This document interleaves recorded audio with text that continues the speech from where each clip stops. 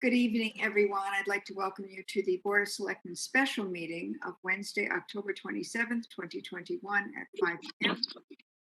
This is being conducted via WebEx in accordance with SB 1202. The meeting is held by electronic transmission, and audio and video of the special meeting will be simultaneously telecast at channels 39 and YouTube. And with that, I will call the roll first so we know that everyone is here. And I would ask you to just unmute yourself to say you're here and then mute yourself back up again. Avoid some distractions. So first person, Joe Crisco. Here. Beth Heller here.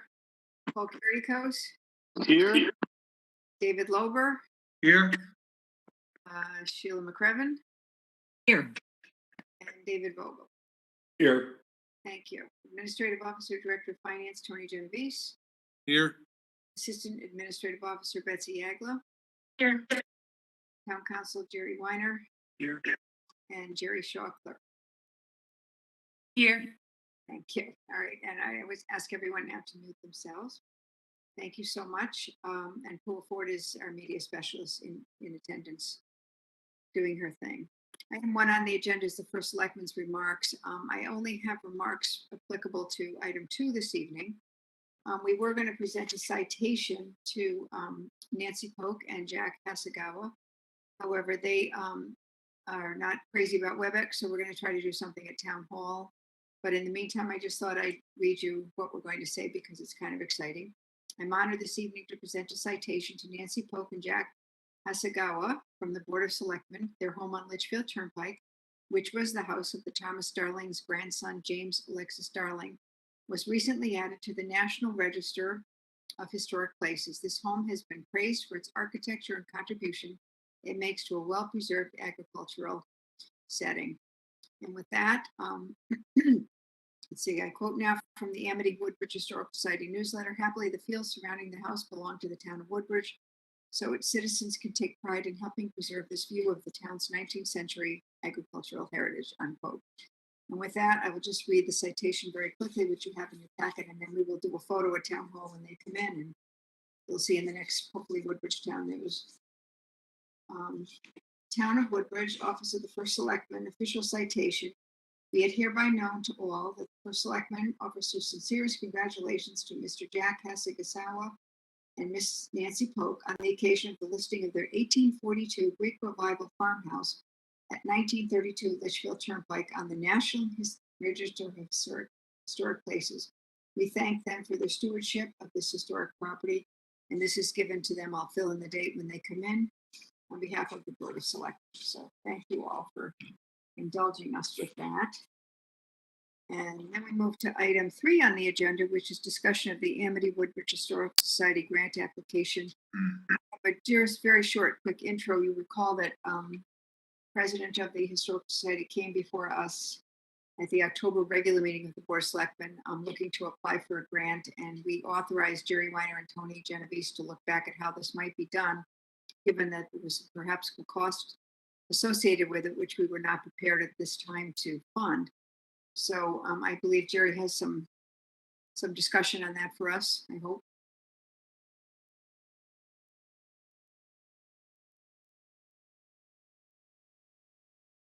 Jerry, are you speaking? Because you're muted. You got to start again.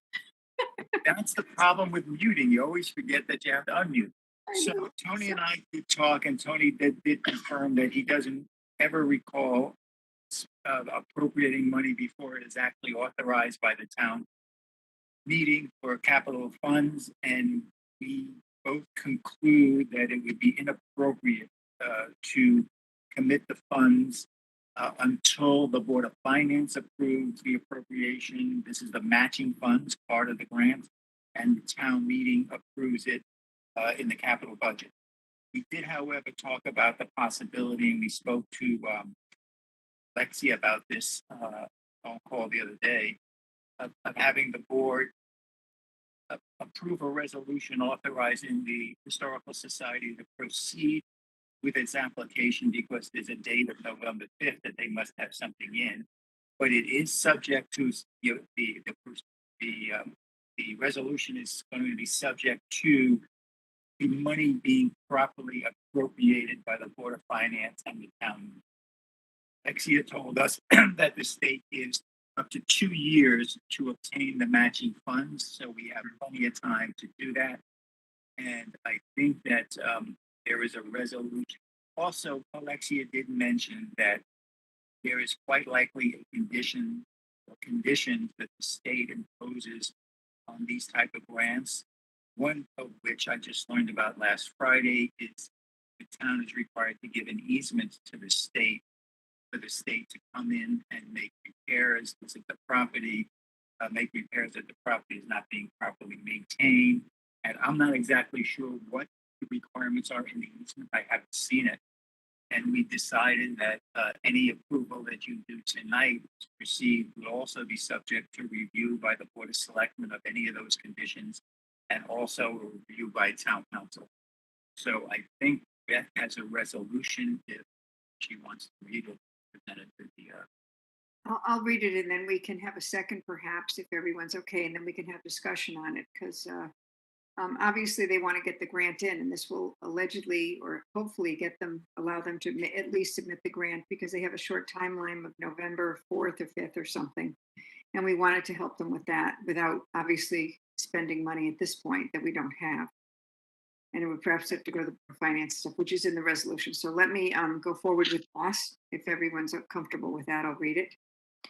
I hereby move that the Board of Selectmen authorize the Amity-Woodbridge Historical Society to apply for an Historic Restoration Fund grant to the state of Connecticut, State Historic Preservation Office, SHPO, SHPO, in the approximate amount of $40,000.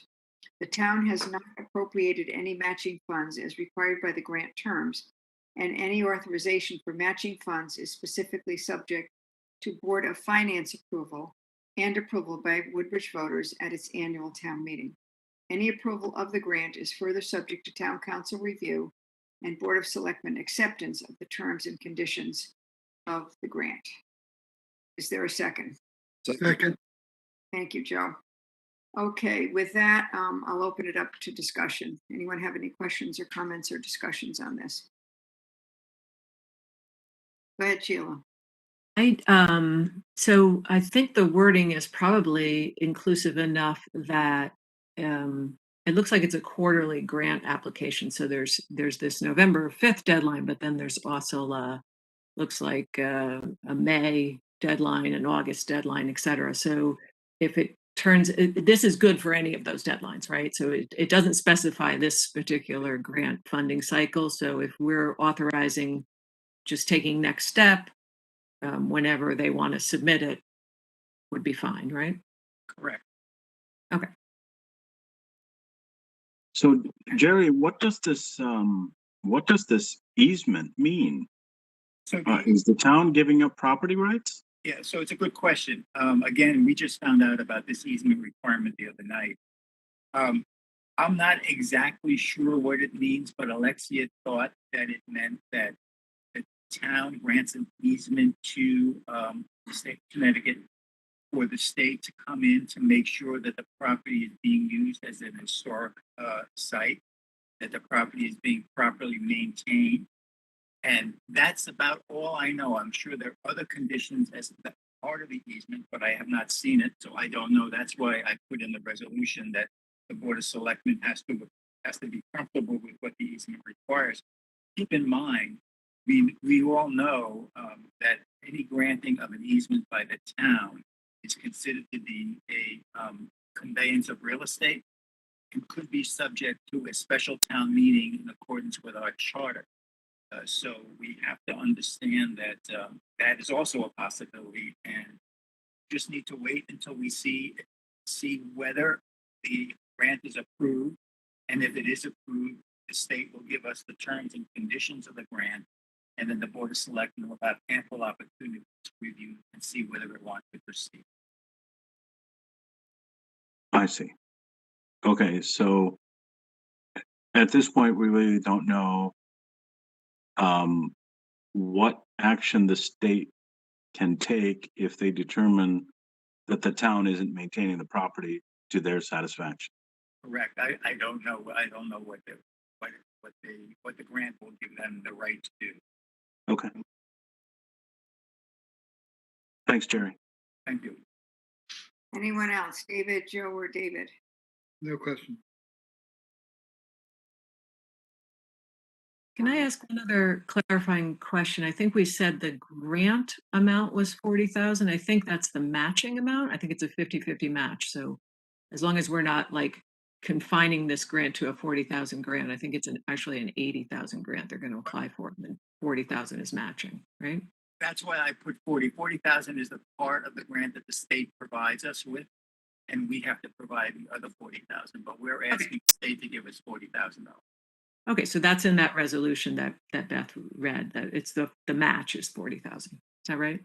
Well, No, what it's it just says- we apply that they can apply for a grant in the approximate amount of $40,000.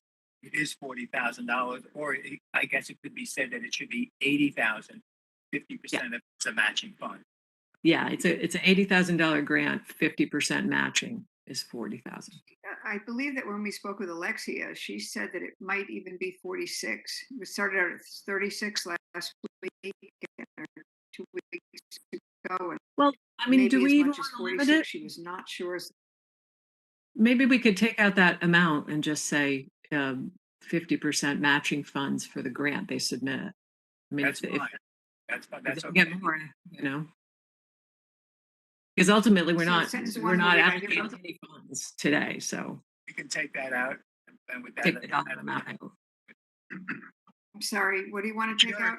Can I say something here? You could just say up to a maximum of $40,000, if that's the number that you want. But it might be 46, she said. Okay, then you can't do that. Exactly. Forget that. Yeah. I Um, mean, we'll get another look at the dollar amount because we're not allocating funds tonight, right? Yeah, So, it's just and the if it approximate. came out that, right, if it came out that the society was going to contribute 20,000 and we were going to do 26 or whatever, so maybe leave the dollar amount out altogether. leave the dollar amount out and call it refer to it as a matching fund grant. Right. Yeah, matching fund grant. All right, as long as it's clear in that resolution, there's no dollar amount being funded tonight. So hopefully Mrs. Shaw has got that as the motion, the amendment to the motion. And do we have to do another second, or are we good?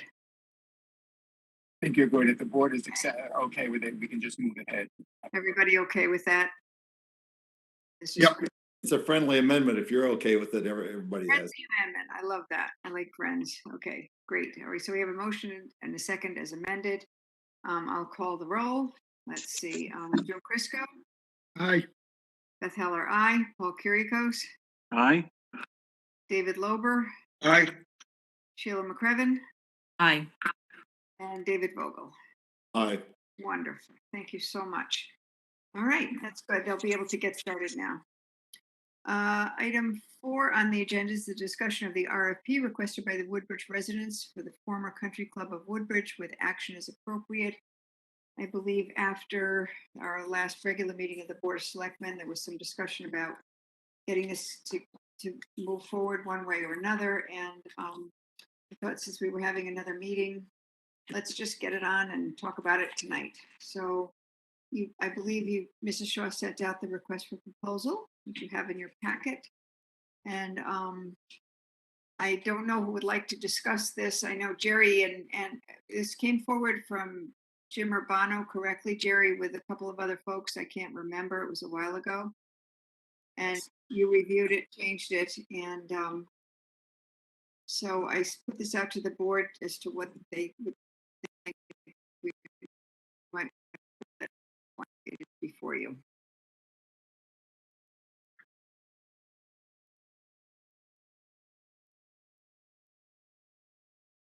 Well, I'll start. Anybody else out there? I don't always hog the show here. Do we have the resolution? Do we have the Excuse me, RFP? Do we have the RFP? Because I got a couple of different versions of it. I'd like to know what the current one is. So at some point we should read it. Okay, I have one draft confidential, dated November 1st, 2021. that the one you have? Who knows? It's, you want me to read the whole thing right now? It's, I think there's more current one. okay. I think there The is. one, this is Jerry. The only RFP I know of is the one that was, I understand somebody else sent it out earlier, but I understand that the one you're discussing tonight is the one that was included in your packet. Okay. Okay. So, with that, David, you want to start? David Lober, discussion, comments on the RFP? Yeah, my impression, speaking with Jim Urbano, was that the intent of his petition was really aimed at the clubhouse and development of the clubhouse, and then secondarily the 5 acres around the clubhouse. I didn't get that impression when I read the RFP. And that's why I brought up that question, because it was an RFP for developers or other individuals to develop the 5 acres around the country club clubhouse. That's why I wanted the clarification for that.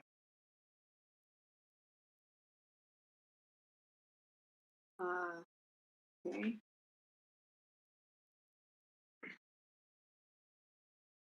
So the, I can make a comment on that. So the second paragraph Okay. of the RFP says that the town is seeking a qualified developer to purchase and develop approximately 5 acres of the site surrounding and including the former clubhouse as a restaurant, banquet facility, boutique hotel, or some other complementary use. Okay, all right, I see So, that.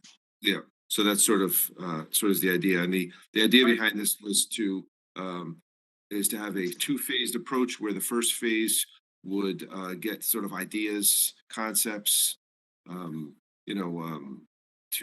then once you get interest in phase 1, you can pick 1 or 2 or as many as you think would be appropriate to get a more involved submission. Good. This would encourage bidders to, as many bids as you can, as you can get to just sort of get some ideas, and then you move forward from there. Mm-hmm. Okay. Yeah. In the RFP that I have in front of me, it says the minimum bid price for the property is $500,000. The town believes the property and business value to be higher than that amount. It would be interesting to see what comes in. I'm sort of thinking about the fact that we have a proposal before us from Arbor Haven that is a $9 million proposal.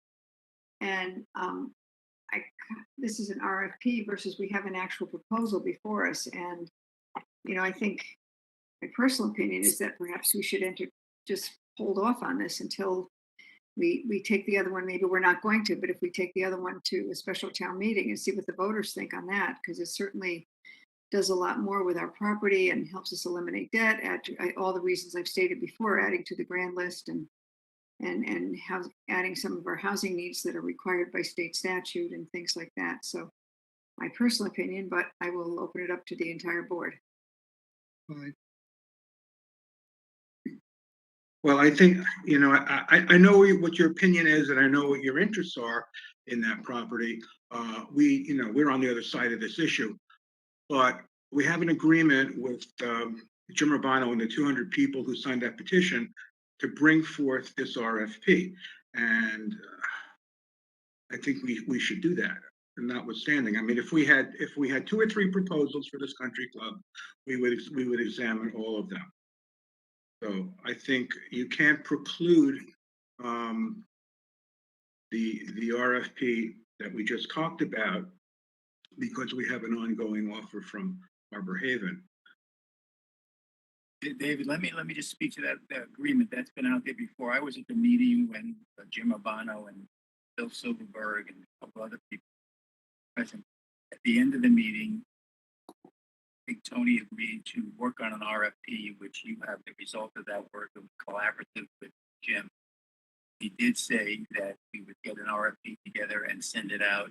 And I also said that keep in mind, there may be a developer who presents something to us. We haven't had anything, but we heard some interest. If that comes in, it would be something that, and the board felt that it would be worthwhile pursuing. That would have to be pursued as well. So I do not, being in the meeting, I do not consider that to be a real agreement. The agreement was to work on the RFP. And then we did say that there might be other proposals that came in, and there is a firm, unequivocal, definite, thorough proposal that Board of Selectmen is looking at, and developer is going around the town board. It's for that out, so I don't think. But an RFP is just that. You're putting it out there and see who responds. We didn't have an RFP for Arbor Haven. They just showed up and they made us an offer. You know, we haven't negotiated this. They have, you know, they're kind of vague on what they want. Their numbers don't really work for me. And we're losing basically that entire property. So I'm thinking that these proposals have come before us before. They've all been voted down by the town, or they've been killed before they came to fruition. This one is more extensive. In my opinion, it's it takes more of the property. It really takes it away from the intent that we originally bought this property for, which was to keep it from being developed. I mean, I have Ed Sheehy's letter right here. And, what he's saying is if the purchase is approved, the town will acquire 150 acres of beautiful open space to be enjoyed by residents for generations. It would be irresponsible for the board to allow the property to fall into the hands of the developers. Accordingly, you will have the opportunity to vote on whether or not to purchase the property at the annual town meeting at May 18th, and the town voted to purchase it. So just because somebody comes along with an offer and gives you $9 million and you're very interested in that, it doesn't preclude the reason that we bought this, and it doesn't preclude what the townspeople have in the past 10 or 11 years done when developers have come along. So I don't think you can dismiss out of hand this RFP because you have something on the table. I'm not dismissing it at all. I'm just saying. Then put it out there. Saying it's perhaps not the right time, but I'll defer to the rest of the board to speak up. Well, you know what the rest of the board is going to say, but that's my opinion. You had this agreement with Jim Urbano, and you can stick to it or you can not. There wasn't an agreement. That's the point. Is Jim keeps saying there's an agreement. There was not an agreement. There was an agreement to do an RFP, and then it was stated that there might be a developer coming in with a plan, and the plan would have to be looked at if it was a serious plan by the Board of Selectmen. So there was not an agreement. Okay. Did you agree to put out an RFP or not? No, we agreed to do the RFP. We agreed to put it out with the caveat that we would look at a possibility. We said, and here's my exact words, and Beth was there. I said, if somebody comes forward with a project, say $50 million, the Board of Selectmen would have an obligation to look at it, a fiduciary obligation to look at it. It wasn't 50 million, it's 9 million. And that's what was said. So that I do not agree that there was an agreement. Yes, we did agree to do the RFP. The RFP is done. Yes, at some point the RFP will be maybe sent out. But all Beth said is that we have an obligation to. We're looking at this. Well, that's a very lawyerly explanation. We agreed to do the RFP, but we didn't agree to send it out. Okay, all right. If that's your stance, that's fine. Okay. So if That's what you want to do. That's what you want to do. I mean, I don't have the votes to change that. If you guys want to put it out, that's fine. And if you don't, well, you don't have the votes to put it out. But talking about fiduciary responsibility, I think that was blown a long time ago when Ellen Scalatar killed the golf course. But we don't have to discuss what was fiduciary responsibility. That place was let go and the value was destroyed, and now it's just open land. So can I interject just with regard to timing? I attended the CUPOP meeting on Monday night on the 25th. They passed a resolution that they wanted brought over to the Board of Selectmen. It is their recommendation, and it was a unanimous vote, that the Board of Selectmen pause on planning for the property until the Housing Committee is able to put forward its recommendation to the Board of Selectmen. So I just want to, on the record here, relay that to the Board of Selectmen, that CUPOP is requesting that we pause on timing for this. I think that's a reasonable approach. What is this? Pause on the So I had said to them that we're having a meeting Wednesday. One of the things is the RFP, and they said in response to the RFP, they would like the Board of Selectmen to pause and not send anything out at this time until a housing plan could make a recommendation of some sort. Well, except that this doesn't have anything to do with housing. There's no mention of housing. Well, I think the hope is the housing committee big would like commercial. that piece of the property looked at for housing. So, and that was all. Coop Up's recommendation was if the Isn't Board of that Selectmen- just based on the fact that we have a housing proposal in front of us? No, I think they were interested. They asked me about the update from the New England Brewing that proposal, and that proposal did seem to have a piece of housing, although that proposal has not materialized. So it was knowing that they thought, oh well, if there's an option to have housing there or there's not.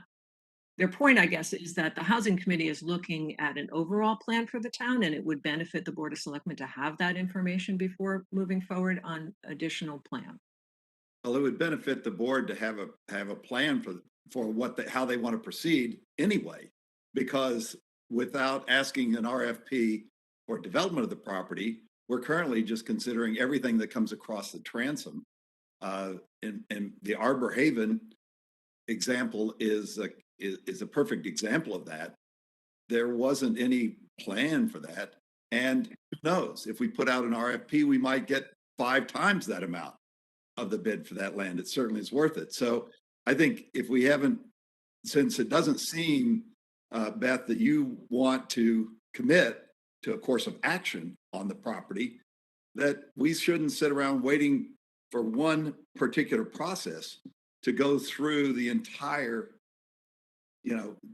year-long consideration that this stuff takes before we go to something else. I think we should do the RFP that the citizens have put a petition out for that you've talked about. And we don't have to take it, but at least we could find out what's out there if we put a request for proposal out there. If we're going to do it as a residential development, then the Board of Selectmen should say this is going to be developed as residential and put out an RFP, because we would get much more than $9 million for it. It's probably worth 30 million if you the land. That's just my. It seems to me, put that aside and say, oh no, we're doing an RFP. We're failing the citizens as well. I think we have an obligation to look at this and carefully. Certainly we can do the RFP. We're in the process of doing the RFP. Nobody's dismissed the RFP. I would say, why not see where the RFP proposal goes before we do an RFP? Why can't we do that? Well, Paul, I don't think that this proposal that the Arbor Haven people have come forward with meets the fiduciary responsibility that we as the Board of Selectmen have to the town, because we didn't put it out as a request for proposal. They just offered this. And I think personally, and I'm sure that if we do the math, we will find that an RFP would no doubt yield a much higher bid for development of that land. So I think the fact is, it seems to me the Board of Selectmen is trying to avoid having its hands get dirtied on the idea of residential development, which the town really doesn't seem to want, at least not in a majority, and not doing its due diligence on a development proposal. And I think that at least this one came to us as a petition from the residents of the town, and it's a piece of the property. And maybe if we decide that as a board we don't want to act on that, then that at least would be saying, no, this isn't the kind of thing we want to do. So this is asking. I just have a question, because in the first ask is for approximately 5 acres of property. That's what we're asking. So there's 155 acres over there.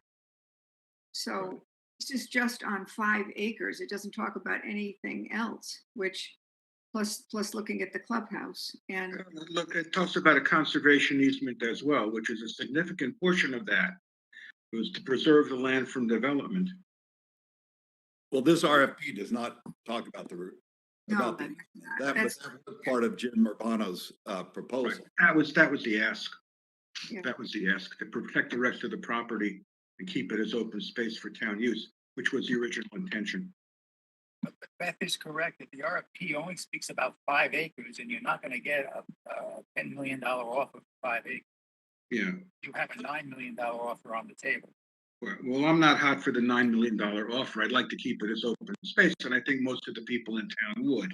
But I mean, you have a different opinion, and you want to pursue this $9 million residential development, which would basically remove most of the property from town use. So Can I ask a quick question with regard to a proposal for the 5 acres? Is there anything that prevents someone who's interested in making a proposal for the 5 acres from bringing that forward? Even if there isn't an RFP that they're responding to, if there is someone out there who has a proposal for those 5 acres, could they come forward and bring something to the town? I don't know if it's permissible or. Of course, it's permissible, but that's the way Arbor came to that. right. Right. So I would, I mean, if someone does have an intention to offer something, I would like to hear more. I just don't know that confining an RFP to what we have here is the right direction to go when we do have another proposal that's out there. So.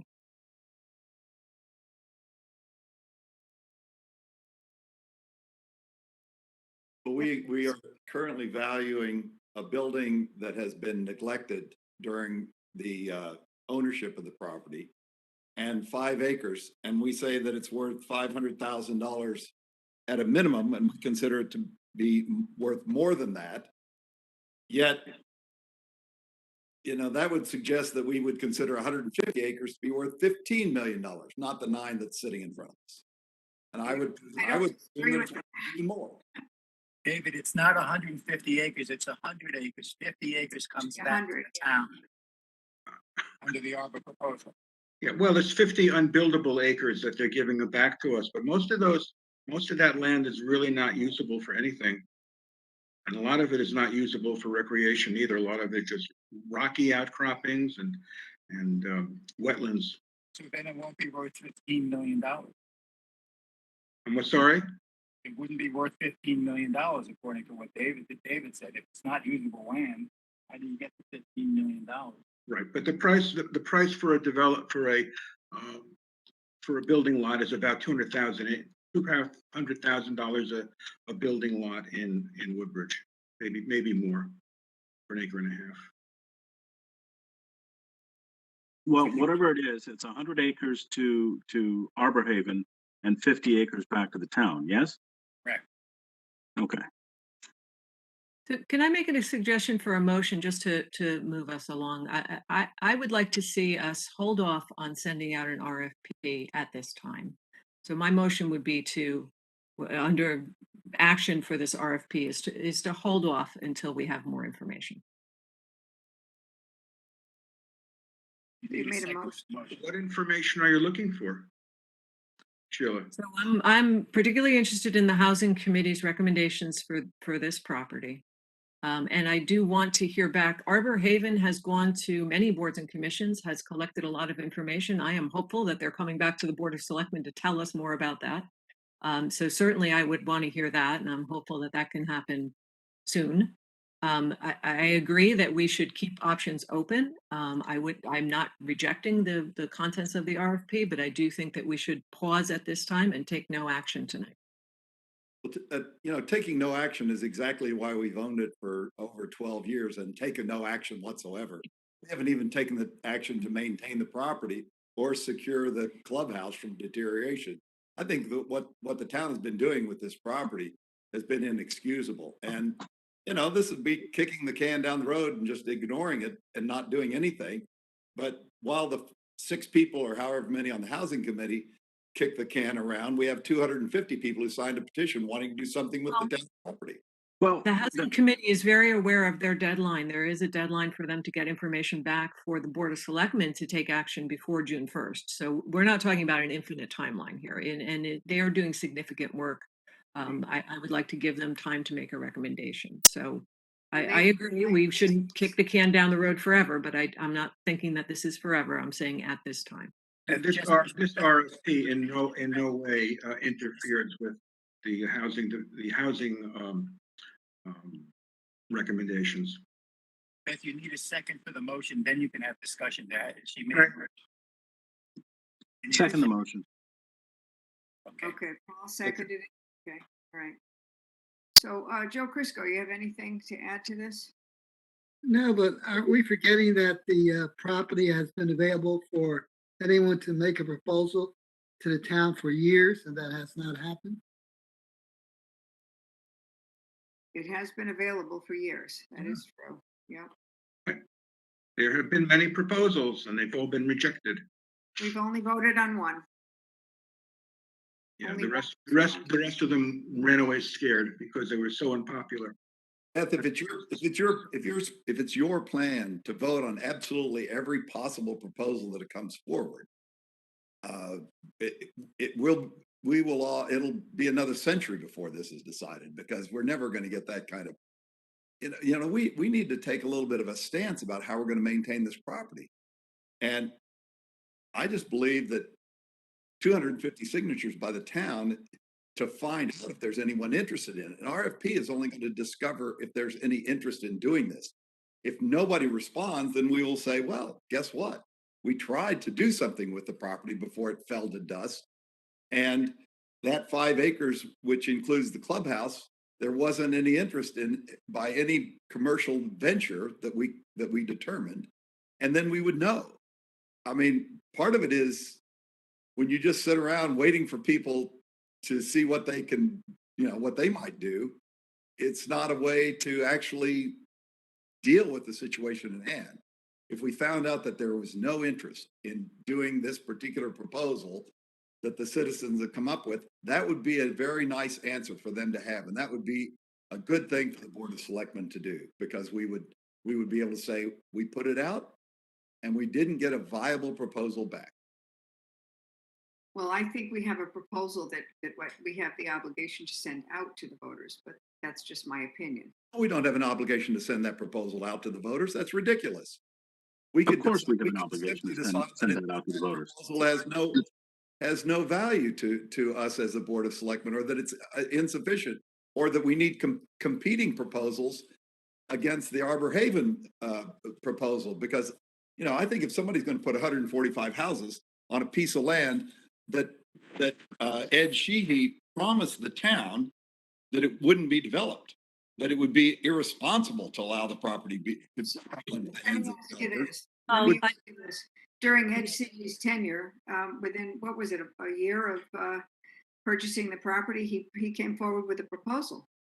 It was his doing. The point is that was rejected. And the reason rejected it was because the plan was sold to the voters by saying that it would be irresponsible to let it fall into the hands of the developers. And that was because of the discussions that had been over the property and the possible development of it.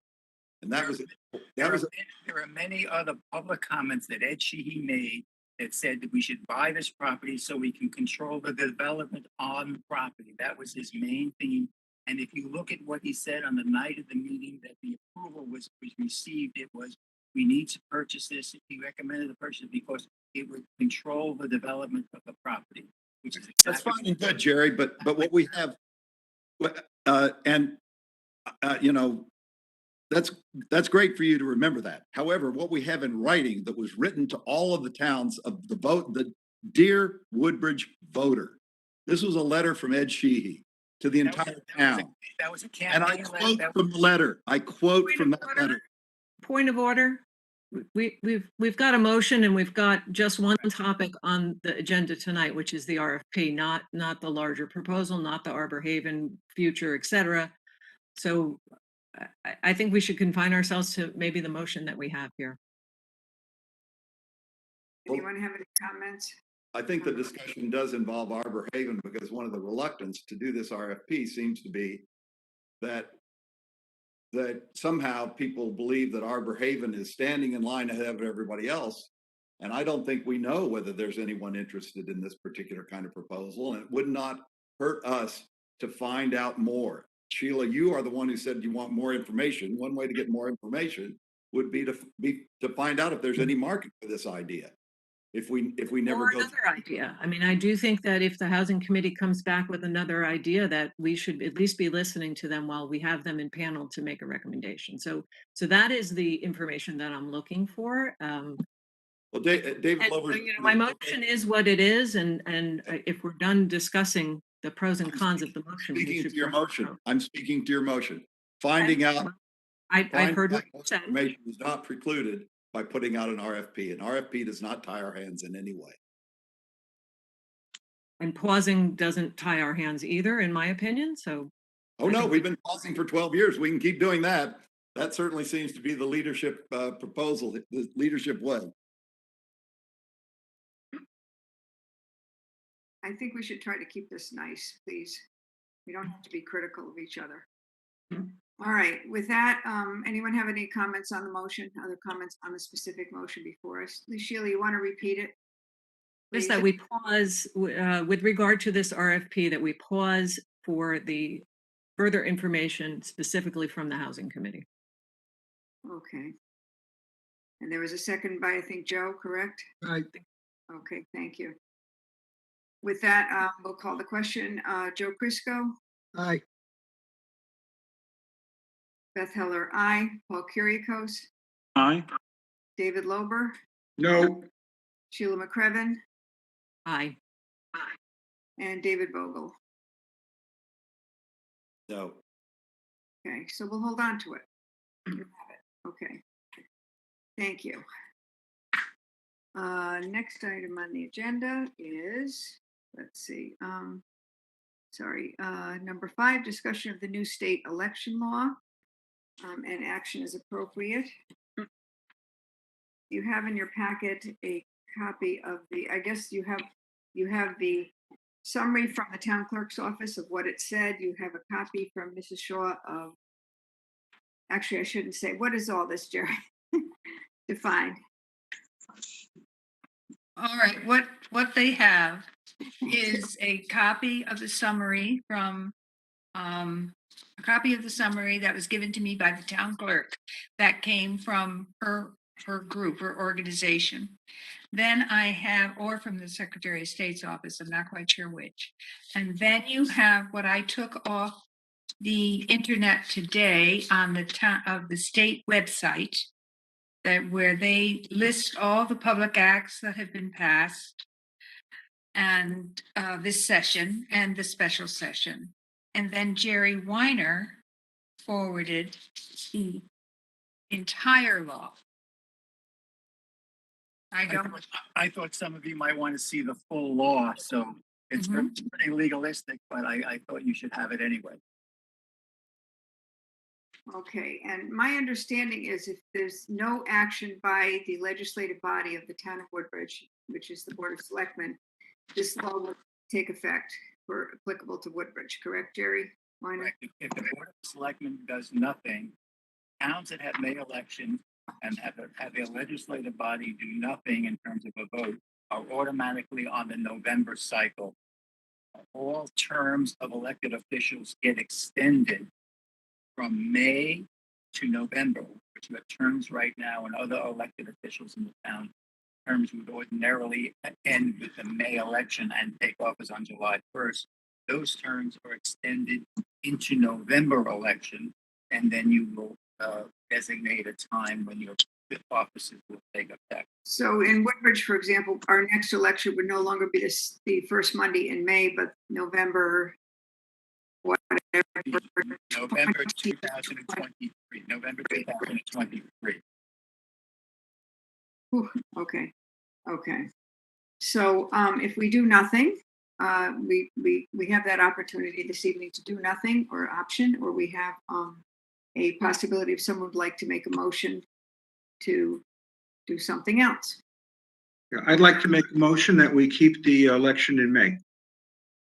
Thank you. Is there a second? Second, And that motion, if it's going to carry, as you know, by reading the law, you need a 75% vote of the legislative body, as it was the clear intent of the state to try and make sure people would get on the November cycle. So it needs Okay. a 75% vote. If the vote is, if you don't get 75% on this vote, then it is automatically a November cycle. That's correct. that's right. I understand that, yep. So I'll open it now that we have a motion, a second for discussion. Paul or Joe or Sheila? So I'd like to say that I am strongly in favor of moving to November's election date. I think it would increase participation of voters. I think it is good for democracy, small d. I personally have experienced, I've been on the ballot many times since going back to 2005. I've talked to a lot of voters in that time. Many people, surprisingly, did not know we were having elections. And in fact, it's not just that it's a May election and not a November election, it's also that it's a Monday election and not a Tuesday election. I had several people over the years have said to me, oh, I'll see you at the polls on Tuesday. No, that's not when we vote in Woodbridge. We have to stop and explain that. I do think that this would increase participation of voters. I think that the voter participation rate in Woodbridge will be boosted by this. I'm strongly in favor of it. Also, I will also relay to you that at the CUPOP meeting, because they heard that this was on our agenda, they also, Laura Ferrante actually put forward a motion to strongly support moving to November as well. That was unanimously approved by the CUPOP Commission, so that is a separate piece of information that I wanted to put into the record.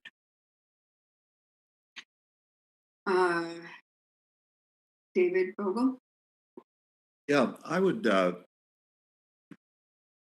like to thank you for putting this on our special meeting, because it was voted down to put it on the regular meeting, and which I couldn't understand at all. So I thank you for We considering. had to have a special meeting because it's special.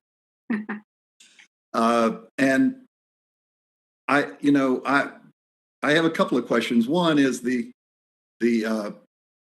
anecdotal evidence that that people tend to act on isn't particularly relevant. There's no real data that suggests that voting would be more at one particular time than another. We have had this May election date.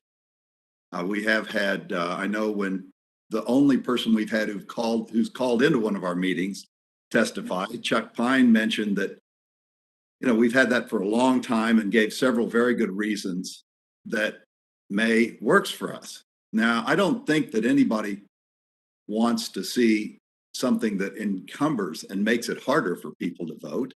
That's not the point. My question about the entire change of this law, because we have had the opportunity as a board and as a town to change this anytime we wanted to under the current laws that existed. And so for, I don't know how long, probably a century, we've been doing it at this time rather than in the November cycle. So we've never chosen to do it. It came to us because the people in Hartford wanted to do it that way. And I wanted to, and I don't know how that serves us. It clearly serves them because it makes it easier for a somewhat bloated bureaucracy in Hartford not to have to set up an election for May. It just takes one thing off their plate, makes it easier for them, but it doesn't benefit us in any way. And as far as the small d democracy goes, one of the advantages that exists for a majority party is to have it all in November, because that just consolidates the power of the majority party. I know as a member of the minority party that when we are out in May, sometimes members from our neighboring towns who are interested in helping us can come out and help us because they're not busy with their own elections. And we can do the same in November, which is kind of a nice way of having more attention get paid to real issues and real candidates. it's much harder for a minority party to get their message out than it is for a majority party because of, resources mainly. And so I think that what Hartford has done is to make it easier for themselves and to try to just consolidate more of their power, to make it a bigger sledgehammer over the minority group. And I don't see how that serves our town, particularly since we could have changed this at any time in the last 100 years, and we've never asked to do that. So I say if it's not broken and it doesn't do any, and it clearly doesn't, there's no advantage to us. I mean, there's no real evidence that voting would be stronger. I think voting gets stronger in our town when we have issues, simple as that. When we have issues and we have people who are participating in getting out the vote. But I say if it's not broken, we shouldn't try to fix it, and we shouldn't necessarily just want to be shoved into the same one-size-fits-all plan that the state would like for us. That's all I have to say about it. Thank you. Paul? Well, I think it's more of a refinement than a attempt to fix something that's broken.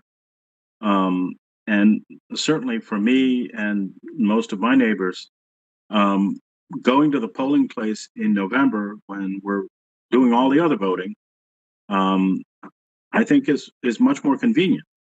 We're going to the voting booth anyway, and voting for local officials as well as Senate and congressional representatives and so on.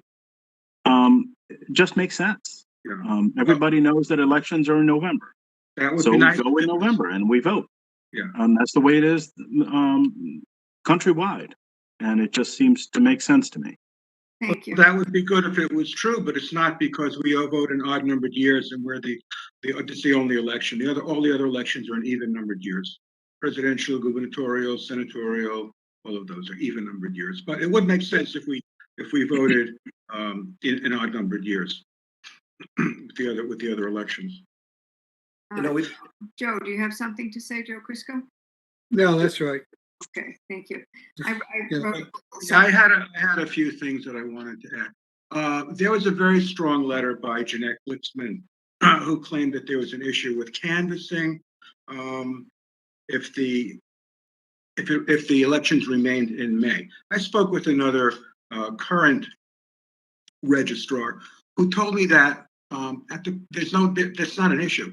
But the other thing that she said is right now, because we have an election in May, we're only required to canvass every other year. If we moved it to November, we would be required by state law to move it every year, have it every year. The other thing is it gives the board members five more months on the board.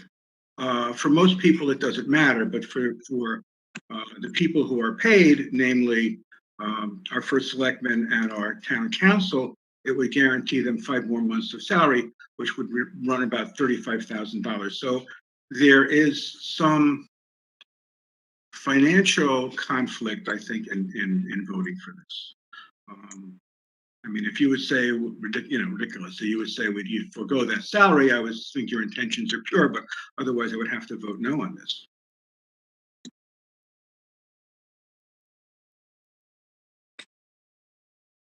I don't know what to say to that because I wasn't even thinking about that. Yeah, well, I was. I disagree with that completely from a legal basis. There is no conflict whatsoever. The state of Connecticut has already passed a bill. It's up to the, and it automatically says it's November. There is no vote that is necessary. There was a motion made and the vote should be taken on it. There is no conflict whatsoever in taking a position that you want the November election. So I would suggest that you take a vote, and if there's 75%, then we stay May. If there's not 75%, then we go to November. Anybody have any other comments? Okay, hearing none. We don't have to take action on this until actually the end of the year. Maybe we should postpone this vote. We have a motion and a second. We have to go forward. I'll call the question. Joe Crisco, Aye. What's the motion? wait a minute. Can you read the motion again, David? My motion is to keep the election in May. Okay, and we have a second from David Vogel. Yes. Okay, to keep the election in May. Okay. Joe Crisco, No. Beth Heller, no. Paul Kyriakos, No. David Lober, Yes? Sheila McCrevin, No. and David Vogel. Yes. Okay, thank you. 4-2. So that's done. Okay. Do we have any other business on the agenda? We do not. I'll entertain. To adjourn. Thank you, Sheila. Is there a second? Second. Non-debatable. All in favor, please signify by saying aye. Just raise your hands because it's not debatable. Okay, we're now adjourned. Thank you, Jerry Shaw and Pula Ford, and Tony and Jerry for sticking with us here this evening. Good night, everybody. Stay safe. Yep. Good night. Aye.